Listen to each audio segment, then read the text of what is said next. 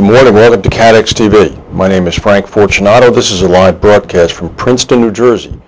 Today is Wednesday, September 23rd, 2009. It's 11:30 a.m. Eastern Daylight Time in the U.S. It's 4:30 p.m. in London. In Mexico City, it's 10:30 a.m.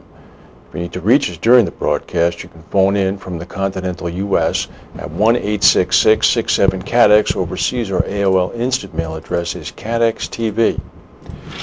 Well, in this day in history, not too much happened that we could find, but since we are in New Jersey, we should tell you whose birthday it is. Today, Bruce Springsteen is 60 years old today. Woohoo.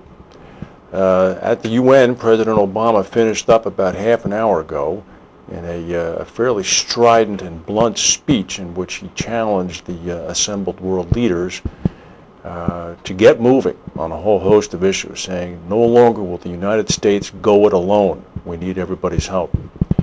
I think people were sort of stunned to hear that kind of direct talk. Just before we came on, and I'm watching now, none other than Muammar Gaddafi, who looks like almost like a parody of himself now, is speaking to the group. I think you should go look at it. We'll go to our main news. As we reported yesterday, there was some very bad weather developing in Australia.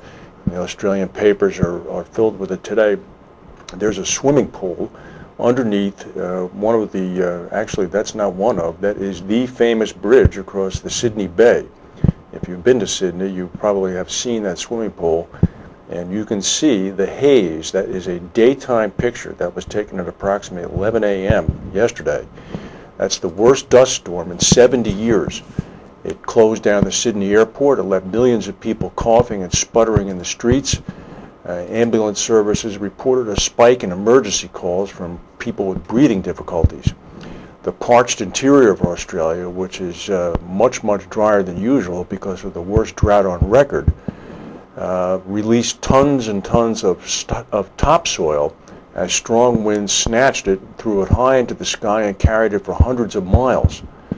2 plane flights from New Zealand were turned around altogether. They couldn't get into Sydney Airport. Passenger ferries in the Sydney Harbour were actually stopped for most of the day because of safety reasons. The pilots couldn't see where they were going. The dust was still flying around further north in the country. The sky over Brisbane was clogged with dust until the early evening. These are the most severe dust storms since the 1940s. Apparently some of the dust was actually recorded traveling from southern Australia all the way to New Zealand, about 1,400 miles away. So keep our eyes on this. Also down in Australia, there was a 6.0 earthquake this morning. If you look to the right of this box, you see that blue square. That's the 6.0 quake off Macquarie Island in Australia. It's about 195 kilometers north of Macquarie. It was at a depth of about 10 kilometers. No reports of any injuries or tsunami have been recorded yet.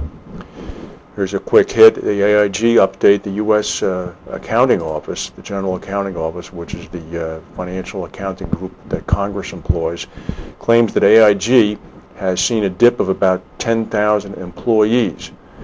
They base this on their annual report at the end of June and compared it to the previous year. An AIG spokesperson could not confirm how many people have left the company, but did say that we're going to be a much smaller company going forward. In other insurance news, Axis Surplus Insurance, part of Axis Capital in Bermuda, is going to pay $850,000 to settle a year-long dispute over damages to a Louisiana school district resulting from Hurricane Gustav. The West Baton Rouge Parish School District suffered $1.5 million in damages from the September 2008 storm, and the insurance adjuster, in this case a fellow named Gary Pennington from Janssen International, said that Axis will pay $850,000 worth of damage claims despite initial negotiations beginning at $400,000. Mr. Pennington confirmed that Axis would not cover claims for wind-driven rain damage. Onshore property losses from Gustav cost the industry in excess of $2 billion. Here's an interesting story. As we know, the NAIC is meeting in Baltimore this week, and there's a new insurance commissioner out of California, Steve Poizner. Here he is. He's on a little bit of a mission.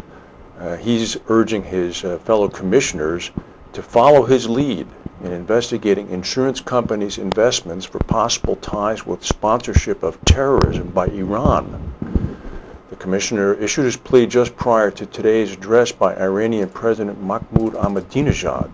He's speaking in the UN, I think, just at about lunchtime in a little while. Mr. Posner said that California state law prohibits insurance companies based in California from investing in countries designated as state sponsors of terrorism.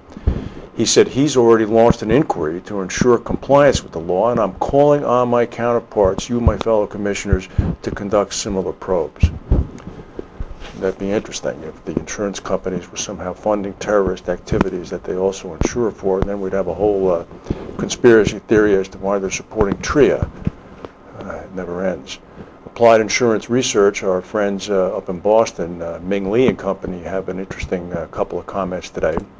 They're talking about the station fire out in California, which finally is about 94% contained. That fire, of course, we've been reporting on at its peak, threatened about 12,000 homes northeast of Los Angeles.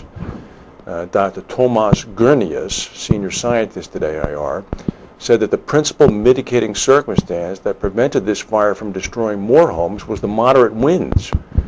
Every time gusts of more than 20 miles per hour occurred, firefighting efforts were set back, but fortunately these gusts were too infrequent to allow it to run completely out of control.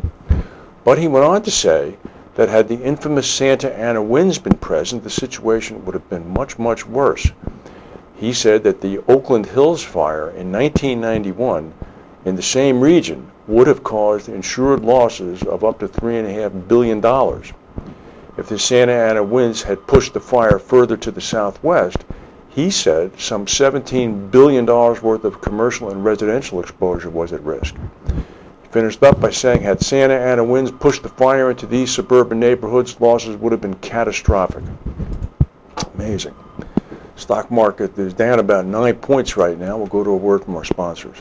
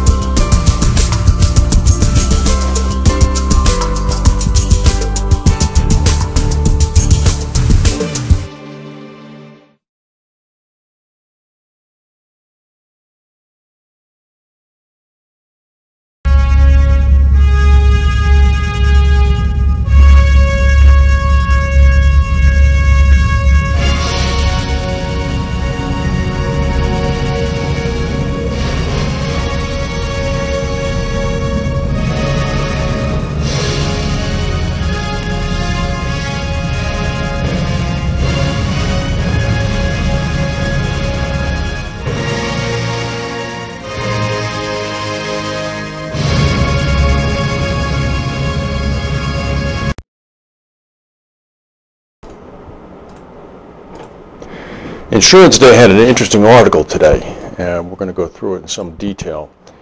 After the financial collapse last year, there was a tremendous amount of concern about counterparty risk being held in the hands of one particular company.